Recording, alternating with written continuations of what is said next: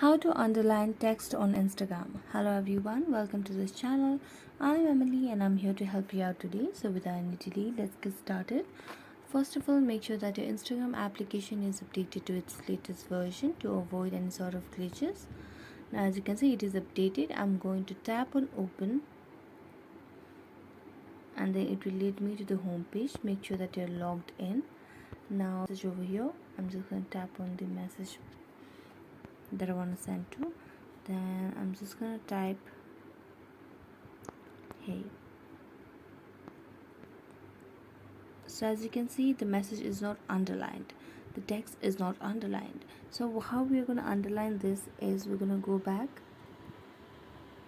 and tap on Google Chrome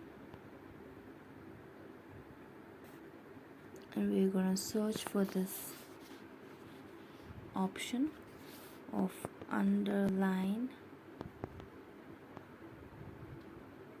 text generator. Tap on that.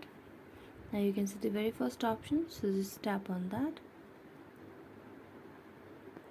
Now scroll down and you can just use your text over here like hey, how are you doing?